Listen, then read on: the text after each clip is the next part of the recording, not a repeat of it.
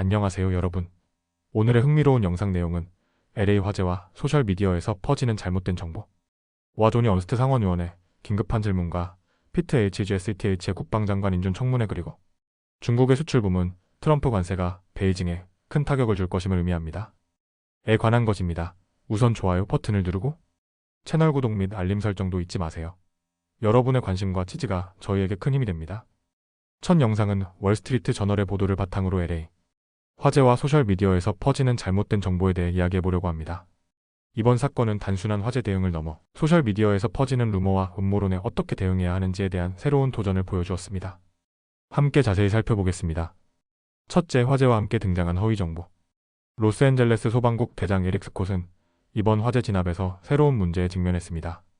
화재 현장에서 소방관들이 사용한 캠퍼스 가방을 보고 음모론자 알렉스 존스는 소셜미디어에 소방관들이 여성 핸드백으로 화재를 진압한다는 허위 사실을 퍼뜨렸습니다.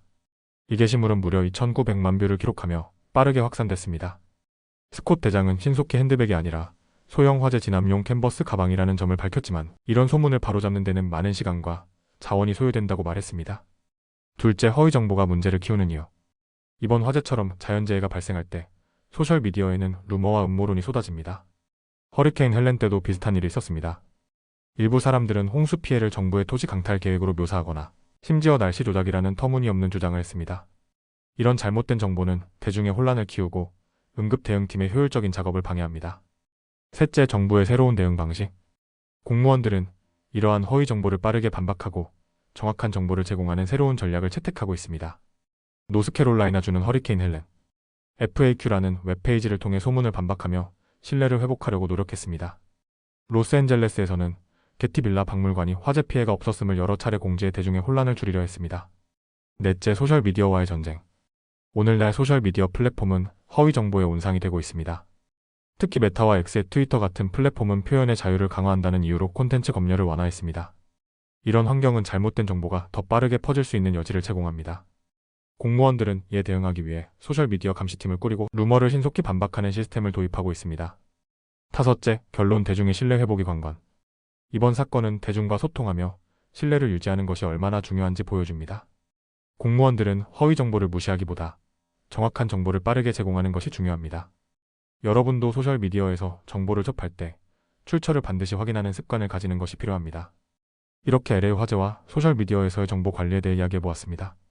다음 영상은 월스트리트 저널 WSJ 기사를 바탕으로 미국 정가의 주요 이슈를 분석해보는 시간을 준비했습니다. 바로 조니 언스트 상원의원과 국방장관 후보 피트 헤그세스의 인준 청문회에 관한 이야기인데요. 중요한 내용들을 쉽게 설명드릴게요.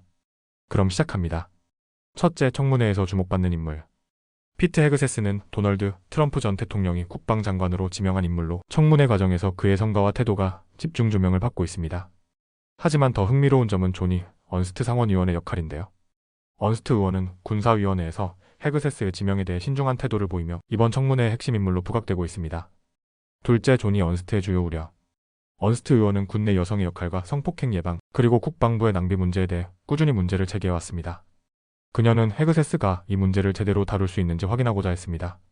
이 과정에서 트럼프 지지자들의 비난을 받았음에도 그녀는 흔들리지 않는 모습을 보여주었죠. 셋째, 청문회의 정치적 의미. 헤그세스가 상원의 인준을 받으려면 공화당과 민주당 모두의 지지를 받아야 합니다. 현재 공화당은 상원에서 우위를 점하고 있지만 헤그세스는 공화당 내에서 단 3표도 이룰 수 없는 상황입니다. 따라서 언스트 의원의 지지가 매우 중요하게 여겨지고 있습니다. 넷째, 조니 언스트의 정치적 미래. 언스트는 2026년 재선을 앞두고 있으며 이번 청문회에서의 행보가 그녀의 정치적 미래에 큰 영향을 미칠 가능성이 큽니다. 특히 그녀는 군내 성폭행 문제와 여성 복지 향상에 대한 강력한 입장을 유지해왔기 때문에 이번 청문회는 그녀의 정책적 신념을 시험하는 무대가 될 것입니다. 다섯째, 헤그세스의 대응 전략. 헤그세스는 자신을 둘러싼 논란을 불식시키기 위해 노력하고 있습니다. 그는 최근 인터뷰에서 언스트 의원을 존경한다고 밝히며 청문회를 통해 자신의 입장을 명확히 하고자 하고 있습니다. 특히 군내 성폭행 방지와 여성 복지 향상에 대한 정책적 변화 의지를 강조하고 있죠. 여섯째, 청문회 전망과 결론. 청문회는 단순한 인준 절차를 넘어 트럼프 전 대통령의 정책, 방향성과 언스트 의원의 정치적 입지를 확인할 수 있는 중요한 사건으로 평가받고 있습니다. 언스트가 최종적으로 어떤 입장을 취할지, 그리고 이 결정이 미국 정치에 어떤 파장을 불러올지 지켜볼 필요가 있겠습니다. 마지막으로 오늘은 월스트리트 저널 WSJ에 실린 중국 경제와 무역에 대한 기사를 바탕으로 한 내용을 소개하려고 합니다. 최근 중국의 수출이 급증하면서 미국과의 무역 갈등이 더욱 주목받고 있는데요. 이와 관련된 중요한 내용을 쉽게 풀어서 설명드리겠습니다. 그럼 시작해볼까요? 첫째, 중국 수출 역대 최고 수준에 도달. 중국의 경제 성장은 최근 몇 년간 수출에 크게 의존하고 있습니다. 특히 2024년 한 해 동안 중국의 수출은 3조 6천억 달러에 이르렀고 수출 증가율은 5.9%로 집계되었습니다. 이 수치는 중국 경제 성장률의 약 20%를 차지할 만큼 중요한 요소로 작용하고 있습니다. 중국은 코로나19 팬데믹 동안 가전제품, 피트니스 장비, 컴퓨터 장비 등에 대한 해외 수요가 급증하면서 수출 주도형 성장을 이루었는데요. 이는 2001년 세계무역기구 WTO에 가입한 이후 가장 큰 수출 기여도를 기록한 해 중 하나였습니다. 둘째, 트럼프의 관세 인상 계획과 중국의 취약점. 도널드 트럼프 전 대통령은 선거 기간 동안 중국산 제품에 대한 관세를 최대 60%로 인상하겠다고 공약했습니다. 이는 미국의 무역 적자를 줄이고 중국과의 무역 문제를 해결하기 위한 강경한 정책 중 하나인데요. 만약 이 관세가 실행된다면 중국 경제에 상당한 타격을 줄 수 있습니다. 실제로 중국은 부동산 위기와 소비 지출 감소로 인해 경제가 이미 어려움을 겪고 있는 상황입니다. 여기에 관세가 인상될 경우 경제 성장률이 최대 2.5%까지 감소할 수 있다는 전망도 나오고 있습니다. 셋째, 수출에 대한 글로벌 반발 증가. 중국의 수출이 급증하면서 전 세계 주요 국가들이 이에 대한 경계를 강화하고 있습니다. 유럽연합 EU는 중국산 전기차 EV에 대해 최대 45%의 관세를 부과했으며 미국도 작년에 중국산 EV에 100% 관세를 적용한 바 있습니다. 이처럼 서방 국가들은 중국이 국가 보조금을 통해 가격 경쟁력을 높이고 있다고 비판하며 자국 산업을 보호하기 위해 관세를 부과하고 있습니다. 넷째, 중국의 대응 전략. 그렇다면 중국은 어떻게 대응하고 있을까요? 베이징 정부는 수출로 인한 타격을 완화하기 위해 다른 시장으로의 수출 확대를 추진하고 있습니다. 또한 통화 약세 정책을 통해 가격 경쟁력을 유지하고 필요시 재정 지출을 늘리는 경기 부양책을 준비하고 있습니다. 한편 중국은 국내 소비를 활성화하기 위해 주택 구매 제한 완화, 자동차 가전제품 교체 시 할인 제공 등의 정책을 시행하고 있습니다. 이런 조치는 내수를 진작시키고 경제를 안정화하려는 의도로 보입니다.